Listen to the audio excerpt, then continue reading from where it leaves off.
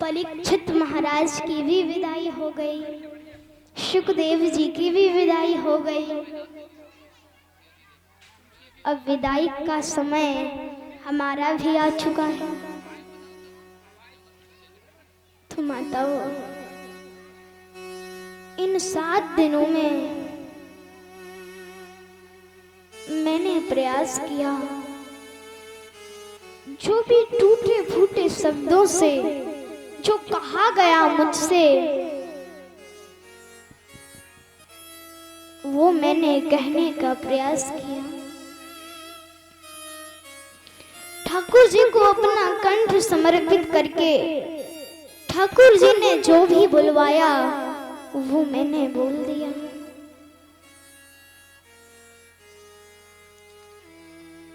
और जो बोला है उसमें से जो अच्छा लगे उसे अपने जीवन में धारण करना,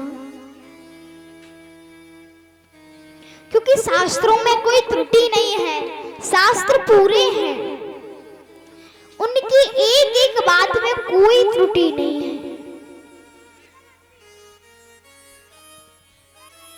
जवान से गलती हो सकती है, जिव्या से गलती हो सकती है, तो मुझे माफ कर देना। मेरी तो उम्र भी उतनी नहीं है, अनुभव भी उतना नहीं है, ज्ञान भी उतना नहीं है। मैं तो ठाकुर जी के चरणों की रज के बराबर खुद को धूल भी बना सकूं तो अपने आप को सौभाग्यशाली समझूंगी।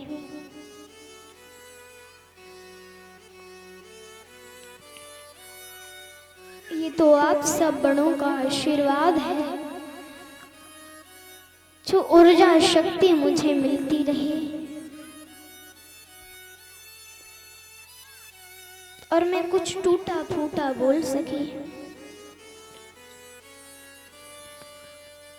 और ऐसा ही नहीं है, इस पांडाल में बहुत बड़े बड़े ज्ञानी बैठे हुए हैं, बहुत बड़े बड़े अनुभवी बैठे हुए हैं, लेकिन फिर भी वो नीचे बैठे हैं और मुझे इतना ऊंचा आसन।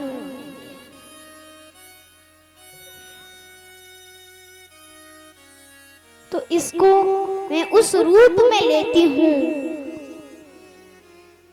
कि जब हम छोटे थे, जब बालक छोटा होता है और ये दुनिया का मेला उसे दिखाया जाता है, और जो बालक होता है वो ठीक से देख नहीं पाता, तो बड़े क्या करते हैं, बड़े अपने कंधे पर बिठा लेते हैं।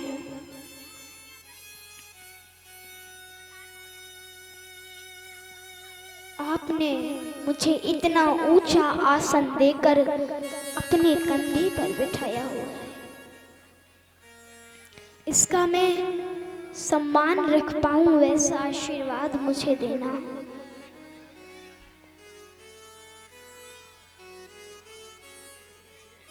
आज श्रीमद् भागवत कथा के विश्राम दिवस में आप सबसे मैं एक अनुरोध करना चाहती हूँ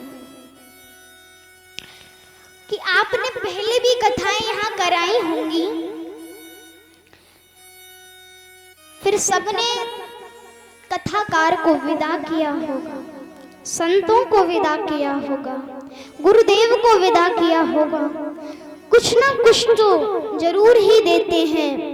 मुझे इतना देना कि ये जो धर्म का कार्य है ये बस आपके आशीर्वाद से बस अनुव्रत चलता रहे।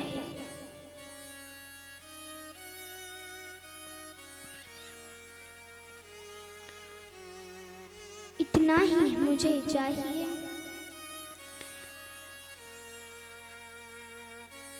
ये रुकना नहीं चाहिए, क्योंकि ये रुक गए तो संस्कृति रुक जाएगी, धर्म रुक जाएगा। ये बस चलता रहे।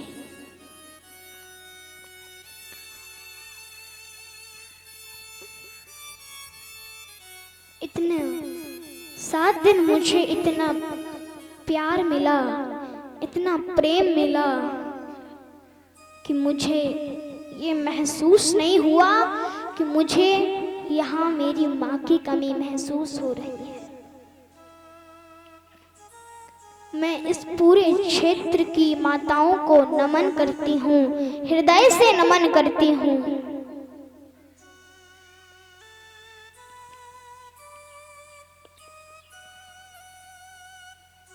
इतने भाव से, इतने प्रेम से मुझे इस श्रीमान रामवीर सिंह यादव जी के परिवार से इतना प्यार मिला, इसके लिए मैं बहुत बहुत आभारी हूँ।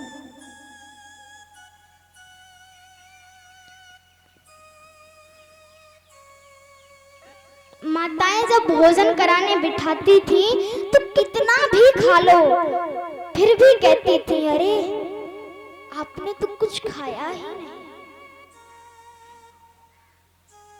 थोड़ा और ले लो।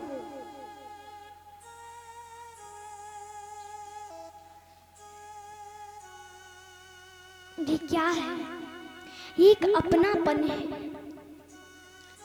और इतना अपनापन लेकर मैं यहाँ से जा रही हूँ, क्योंकि ये भाव, ये प्रेम हर किसी के लिए नहीं होता।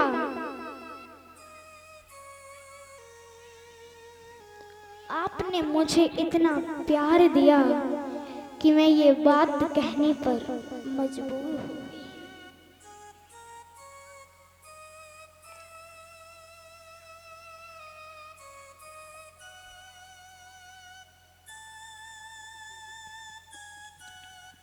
आप लोगों ने पहले भी कथाएं कराई हैं, कार्यक्रम कराए हैं, किसी ने राम कथा, किसी ने कृष्ण कथा, किसी ने संकीर्तन, किसी ने सत्संग, फिर सबने संतों को विदा किया होगा। अपने अपने तरीके से सबने उनका सम्मान रखा होगा। लेकिन जब मुझे विदा करो तो संत बनाकर नहीं, कथाकार बनाकर नहीं, जब मुझे विदा करो तो बस अपने बेटे की तरह कर देना।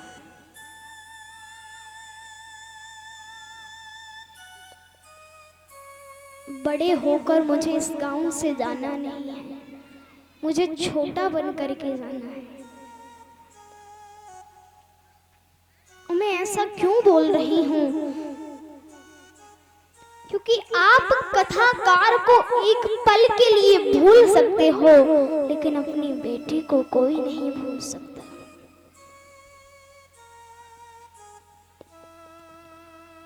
यहाँ बहुत कथाकार आएंगे, बहुत अच्छा बोलेंगे, मैं तो कुछ भी नहीं बोल पाई।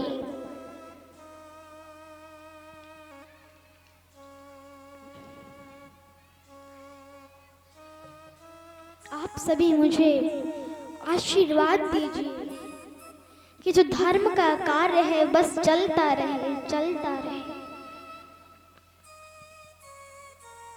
मेरा जुड़ाव आपसे इतना हो गया है, मेरा लगाव आपसे इतना हो गया है कि जब विदा करो तो बस बेटे की तरह करना। क्योंकि मेरे पैर दोबारा आने में यहाँ लड़खड़ाए ना, मुझे ये ना सोचना पड़े कि वो यजमान का घर है, मुझे ये सोचना पड़े कि वो मेरा घर है। जब मन करेगा तब आऊंगी, जाऊंगी।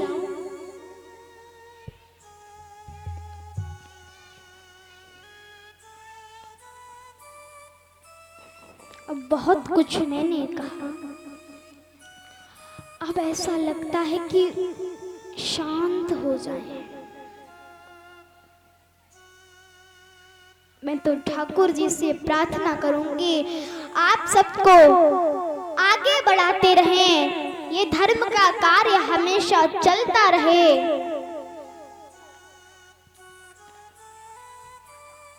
और आपने एक एक पाई, एक एक पैसा इस भागवत जी में लगाया, ठाकुर जी आपको उसका लाखों गुना करके दे।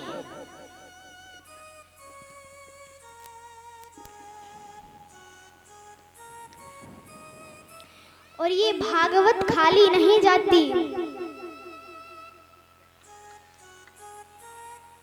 ये कुछ ना कुछ तो करती है। किसी को धन देती है, किसी को यश देती है, किसी को ज्ञान, किसी को भक्ति, कुछ ना कुछ जरूर देती है। और जब मैंने एक बार आपसे कह दिया कि बेटी हूं, तो बेटियों को एक ना दिन तो जाना ही पड़ता है। जिस बेटी की माँ सुबह हो करके बेटी को जगाती थी, उठाती थी, कहती थी बता आज तुझे क्या खाना है, और वही बेटी की जब शादी हो जाती है तो वो सुबह 7 बजे उठ करके अपने घर वालों से पूछती है, ससुराल वालों से पूछती है आज आपको क्या खाना है।